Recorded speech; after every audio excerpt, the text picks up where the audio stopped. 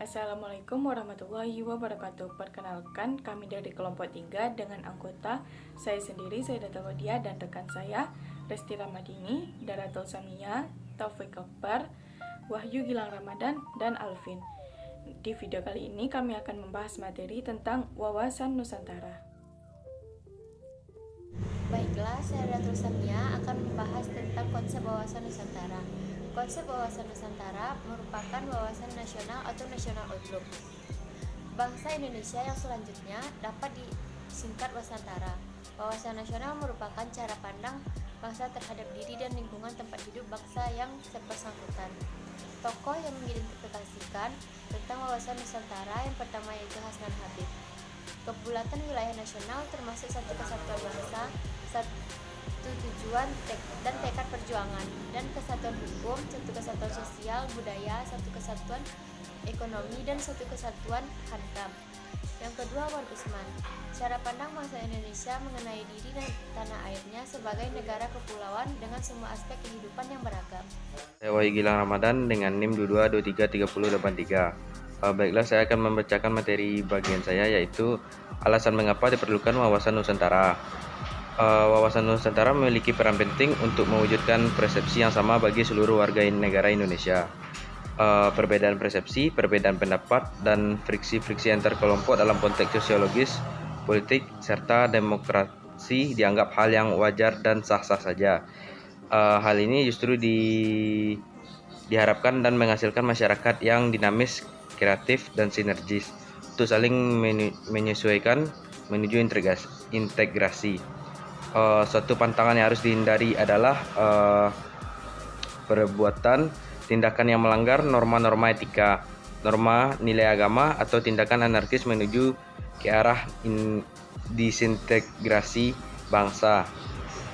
Yang namun demikian, wawasan normatif, wawasan yang disepakati bersama, perlu dimengerti, dipahami, disosialisasikan bahwa Nusantara sebagai negara kesatuan kewilayahan, kesatuan atau Ipoltek Subduk Hankam, tidak dapat ditawar lagi, tidak dapat diganggu-gugat sebagai harga mati yang normatif. Fungsi wawasan Nusantara adalah pedoman, motivasi, dorongan, serta rambu-rambu dalam menentukan segala kebijaksanaan, keputusan, dan perbuatan bagi penyelenggara negara di tingkat pusat dan daerah maupun bagi pelaksana seluruh rakyat dan kehidupan bermasyarakat, berbangsa, dan bernegara. Tujuan wawasan Nusantara adalah mewujudkan nasionalisme yang tinggi di segala bidang dari rakyat Indonesia yang telah lebih mengutamakan kepentingan nasional dari kepentingan orang perorangan, kelompok, golongan, suku, bangsa, atau daerah. Wawasan Nusantara sebagai wawasan mempunyai cakupan kesatuan politik, kesatuan ekonomi, kesatuan sosial dan politik, dan kesatuan pertahanan dan keamanan. Wawasan Nusantara sebagai wawasan pertahanan dan keamanan negara merupakan pandangan geopolitik Indonesia dalam ruang lingkup tanah air Indonesia sebagai satu kesatuan yang meliputi ke seluruh wilayah dan segenap kekuatan negara. Wawasan Nusantara sebagai wawasan kewilayahan sehingga berfungsi dalam pembatasan negara agar tidak terjadinya dengan negara tetangga. Latar belakang historis wawasan Nusantara. Lahirnya konsepsi wawasan Nusantara bermula dari Perdana Menteri Insinyur Haji Juanda Kertawijaya yang pada tanggal 13 Desember 1957 mengeluarkan deklarasi yang selanjutnya dikenal sebagai Deklarasi Juanda. Isi deklarasi tersebut adalah bahwa segala perairan di sekitar, di antara, dan yang menghubungkan pulau-pulau termasuk negara Indonesia dengan tidak memandang luas atau lebarnya adalah bagian-bagian yang wajar daripada wilayah daratan negara Indonesia, dan dengan demikian bagian daripada perairan pedalaman atau nasional yang berada di bawah kedaulatan mutlak negara Indonesia. Lalu, lintas yang damai di perairan pedalaman ini bagi kapal-kapal asing dijamin selama dan sekedar tidak bertentangan atau mengganggu kedaulatan dan keselamatan negara Indonesia. Penentuan batas landas lautan teritorial yang lebarnya 12 mil diukur dari garis yang menghubungkan titik-titik ujung terluar pada pulau-pulau negara Indonesia. Ketentuan-ketentuan tersebut di atas akan diatur selekas-lekasnya dengan undang-undang. Isi pokok deklarasi ini adalah bahwa lebar laut teritorial Indonesia 12 mil yang dihitung dari garis yang menghubungkan pulau terluar Indonesia. Dengan garis teritorial yang baru ini, wilayah Indonesia menjadi satu kesatuan. Wilayah laut di antara pulau bukan lagi sebagai pemisah, karena tidak lagi laut bebas, tetapi sebagai penghubung pulau.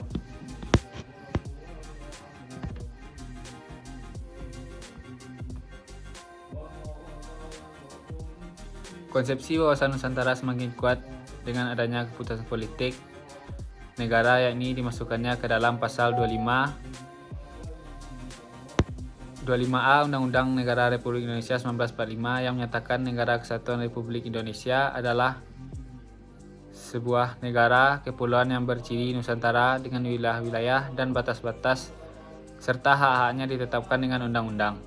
Materi selanjutnya yaitu lahirnya konsep wawasan Nusantara juga dilatar belakangi oleh kondisi sosiologis masyarakat Indonesia. Seperti yang kita ketahui bahwa bangsa Indonesia itu beragam dan terpecah-pecah sebelum merdeka. Berdasarkan pada kondisi sosial budaya masyarakat Indonesia, wawasan Nusantara yang pada awalnya berpandang akan kesatuan atau keutuhan wilayah diperluas lagi sebagai pandangan akan persatuan bangsa.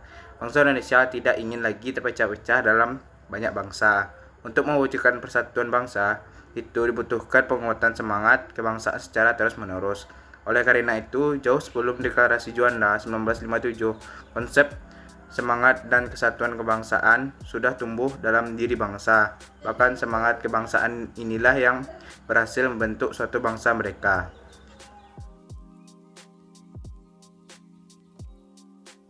Perkenalkan, saya Resti Ramadini dengan NIM 2223366. Di sini saya akan menjelaskan alasan mengapa wawasan Nusantara menjadi sangat penting bagi bangsa Indonesia. Ada beberapa alasan mengapa wawasan Nusantara menjadi sangat penting. Yang pertama, membangun rasa persatuan dan kesatuan. Maksudnya ialah Indonesia adalah negara yang sangat beragam.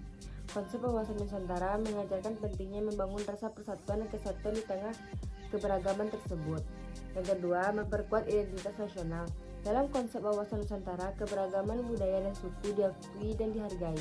Namun, identitas nasional sebagai bangsa Indonesia tetap diperkuat dan dijaga. Yang ketiga, meningkatkan pemahaman tentang keberagaman. Konsep wawasan Nusantara memperkaya pemahaman tentang keberagaman budaya, suku, dan agama di Indonesia. Hal ini memperkuat toleransi dan mengurangi konflik antar suku. Yang keempat, meningkatkan kerjasama antar daerah. Konsep wawasan Nusantara juga mendorong terciptanya kerjasama yang baik antara daerah yang berbeda di Indonesia. Hal ini dapat memperkuat keterpaduan dan pembangunan nasional secara keseluruhan. Jadi, kesimpulan yang dapat kita ambil dari pembahasan materi ini yaitu bahwa wawasan Nusantara bermula dari wawasan kewilayahan dengan dicetuskannya Deklarasi Juanda pada tanggal 13 Desember 1957. Kemudian juga terdapat sumber-sumber yang melatar belakangi wawasan Nusantara ini, diantaranya yaitu sumber historis atau sejarah, sumber sosiologis, dan sumber politik. Kemudian juga terdapat alasan mengapa pentingnya wawasan Nusantara bagi bangsa Indonesia, diantaranya yaitu dapat membangun rasa persatuan dan kesatuan, memperkuat identitas nasional, kemudian dapat meningkatkan pemahaman keberagaman, dan juga dapat meningkatkan kerjasama antar daerah.